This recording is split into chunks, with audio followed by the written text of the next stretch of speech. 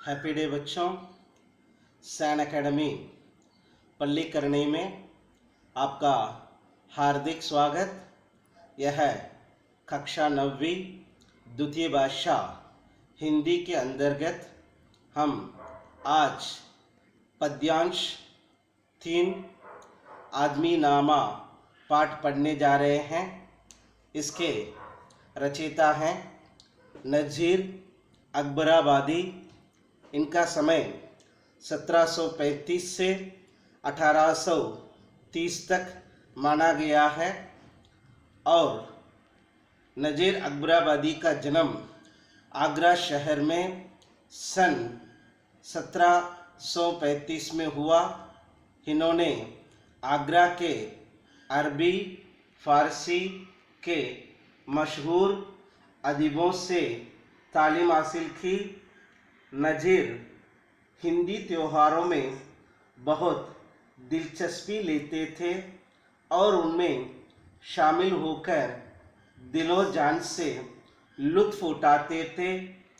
मियाँ नज़ीर राह चलते नज़्में कहने के लिए मशहूर थे। अपने टट्टू पर सवार नज़ीर को कहीं से कहीं आते जाते समय राह में कोई भी रोककर फरियाद करता था कि उसके हुनर या पेशे से ताल्लुक़ रखने वाले कोई नज़्म कह दीजिए। नज़ीर आनन फानन में एक नज़्म रच देते थे। यही वजह है कि बिस्ती ककड़ी बेचने वाला बिसाती तक नज़ीर की रची नज़्में गा गा कर अपना सौदा बेचते थे। तो वही गीत गाकर गुजर करने वालियों के कंठ से भी नज़ीर की नज़्में ही फूटती थी। नज़ीर अपनी रचनाओं में मनोविनोद करते हैं, हंसी टिटोली करते हैं। ज्ञानी की तरह नहीं, मित्र की तरह सलाह मशविरा देते हैं, जीवन की समालोचना करते हैं। सब ठाठ पड़ा रह जाएगा जब लाद चले बांजरा जैसी नसीहत देने वाला यह कवि अपनी रचनाओं में जीवन का उल्लास और जीवन की सच्चाई उजागर करता है। प्रस्तुत नज़्म आदमी नामा में नज़ीर ने कुदरत के सबसे नायाब बिरादर आदमी को आईना दिखाते हुए उसकी अच्छाइयों और सीमा संभावनाओं से परिचित कराया। इस संसार को और भी सुंदर बनाने का संकेत भी दिए गए हैं। कवि ने शब्दों में दुनिया में बादशाह भी आदमी है और बेरोजगार बैठा है वह भी आदमी है।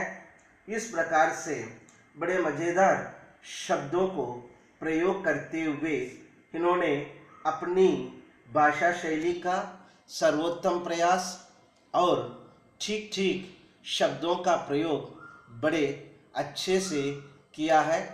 इसको पढ़ने से हमें बहुत आनंद मिलता है। अतः बच्चों, आप लोग भी इसको पढ़ कर के आनंद जरूर उठाइए, क्योंकि इसमें बहुत सरल शब्दों का प्रयोग किया गया है।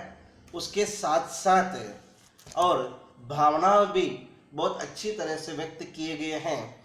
इसलिए आइए नज़्म और सरलता के साथ इसके पहले वाले पद्यांश को हम देखने जा रहे हैं।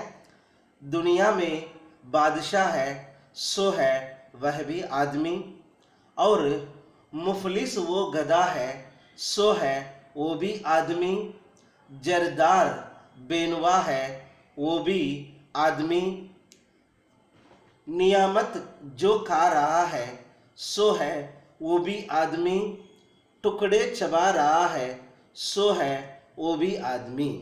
दुनिया में राजा भी आदमी है और मूर्खों की तरह जो बेकार बैठा है वह भी आदमी ही है। जो मसलदार हैं वे भी आदमी हैं और जिनकी जेब तंगी की मार सह रही है वो भी आदमी है। जो छप्पन भोग उड़ा रहा है वो भी आदमी है और जो रूखी सूखी चबा रहा है वो भी आदमी है। ये बड़े अच्छे शब्दों का प्रयोग इसमें पहले पद्यांश के माध्यम से इन्होंने किया है और भावार्थ के लिए नज्म का सार एक अंश भी देखिए कितना अच्छा शब्दों का प्रयोग इसमें किए गए हैं। इसका भावार्थ इस प्रकार है। आदमी नामा नज्म में कवि नजीर अकबराबादी ने मानव के विविध रूपों का वर्णन किया है।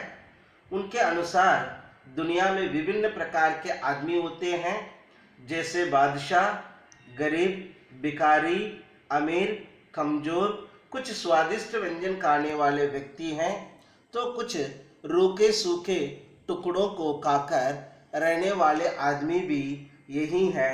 इस प्रकार दुनिया में सब प्रकार के आदमी हैं, यही बताया गया है।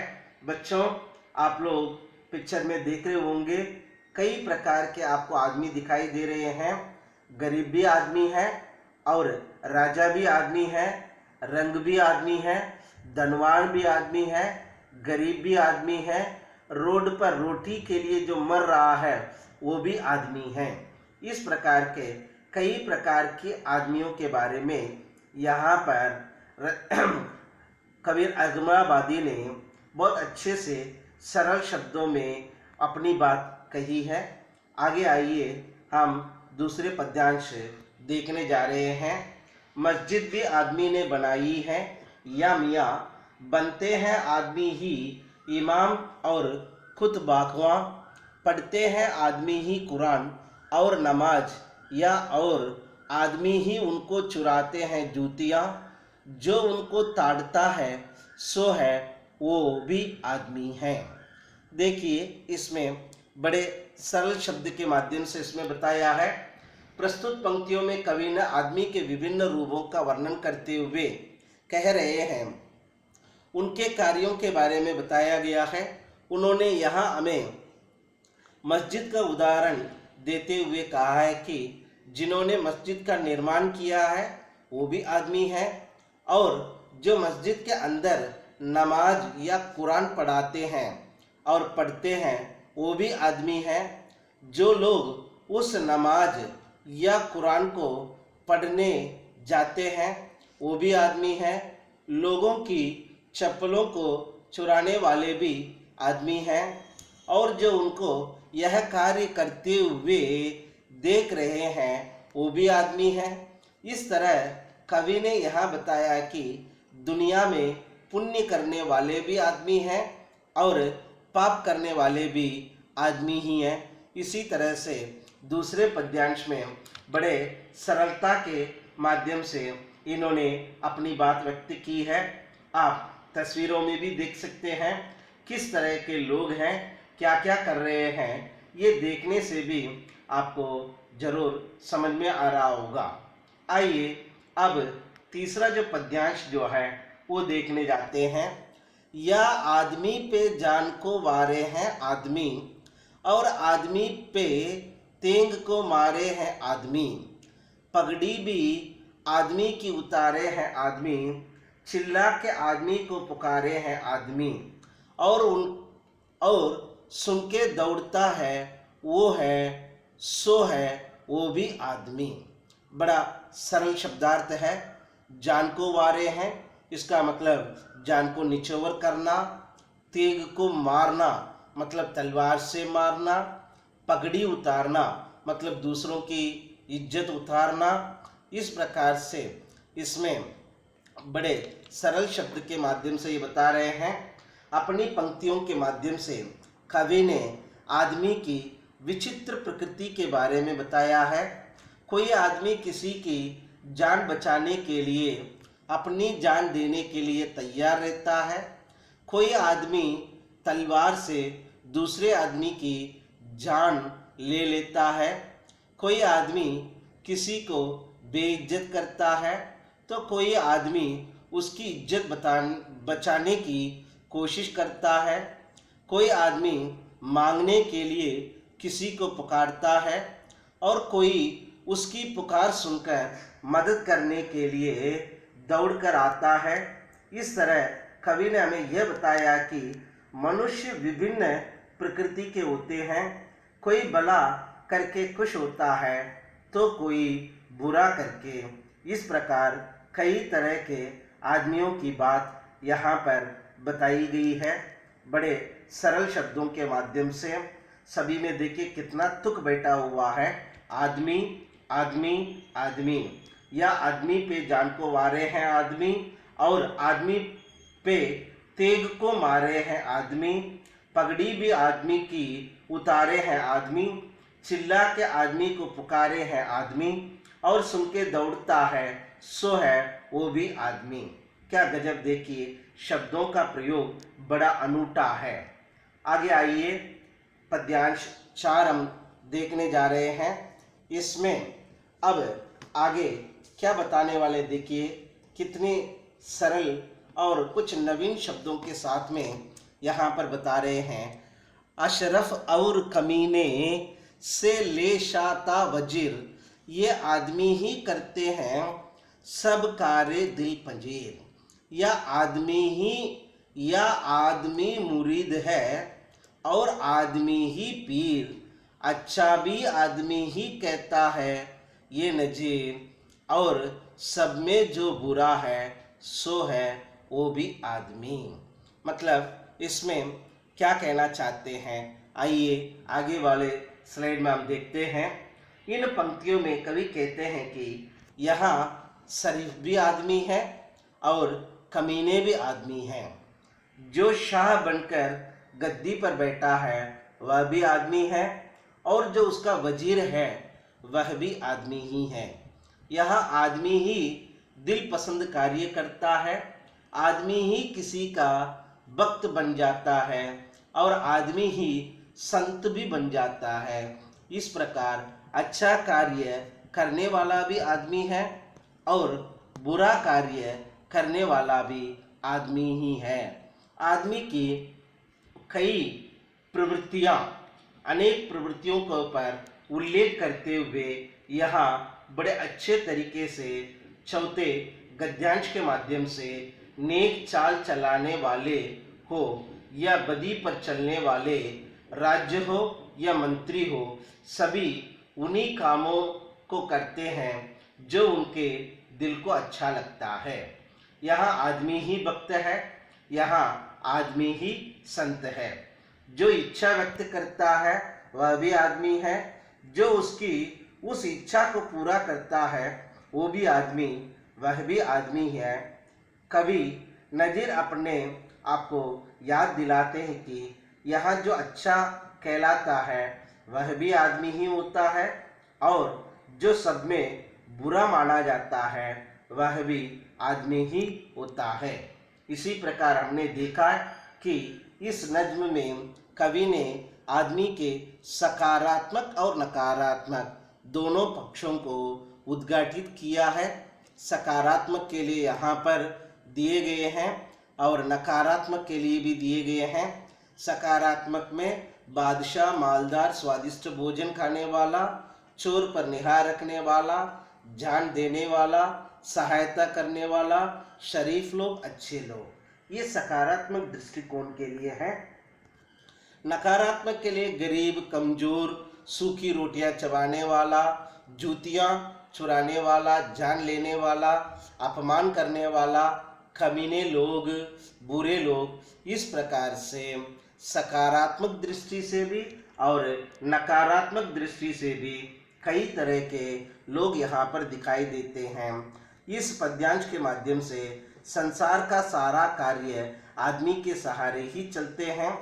इसी प्रकार सदा लोगों की भलाई करने वाला आदमी ही होता है और दूसरों को भी तकलीफ पहुंचाने वाला आदमी ही होता है। अच्छे और बुरे दोनों तरह के आदमी होते हैं। मनुष्य की परिस्थितियां कभी कभी मनुष्य को अच्छा और बुरा बना लेती हैं।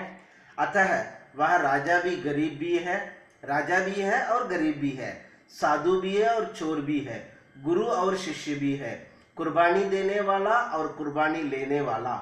इसी कारण संसार में पाप पुण्य भी है, धर्म और अधर्म भी है। पर हमको अपने जीवन में अच्छा आचरण अपनाकर अपने देश को व समाज को सुंदर बनाना चाहिए, सदा लोगों की भलाई करना चाहिए। इसी प्रकार संस्कृत में एक कहावत भी है और उसी के अनुसार पर ये हिंदी में बनाया गया है। तरवर फल नहीं खाते है, तरवर पियत न पान, कही रहीम पर काज हित, संपत्ति सचिय सुजान। पेड़ जो है अपने फल स्वयं नहीं खाते हैं, तालाब अपना पानी स्वयं नहीं पीता है। सज्जनों ने अपना शरीर तथा धन भी दूसरों की भलाई के लिए ही रखा है। अतः हमें भी अपना जीवन दूसरों की भलाई में ही लगा देना चाहिए। कितना मार्मिक और सुंदर बात को सहज एवं सरल शब्दों के माध्यम से कह दिया। देखिए, वास्तव में ये अपने जीवन में अपनाने लायक बातें हैं। इसलिए बच्चों, आप लोग भी इस पर सोचिए, विचारिए, चिंतन कीजिए, अपने जीवन में भी कुछ लागू कीजिए। ऐसी मंगल भावनाओं के साथ लास्ट अंत में एक संस्कृत दोहे के माध्यम से मैं अपनी बात खत्म करता हूँ। सर्वे भवन्तु सुखिनः, सर्वे सन्तु निरामयः, सर्वे भद्राणि पश्यन्तु, माँ कश्चित् दुख भाग् भवेत्। सभी सुखी हो, सभी निरोगी हो, सबका कल्याण हो, किसी को कोई दुख ना हो। ऐसी मनोभावना के साथ आप निरंतर दिन रात दिन दोगुनी आप प्रगति के पद पर आगे चलें। ऐसी मंगल भावना के साथ मैं विराम लेता हूँ। धन्यवाद बच्चों।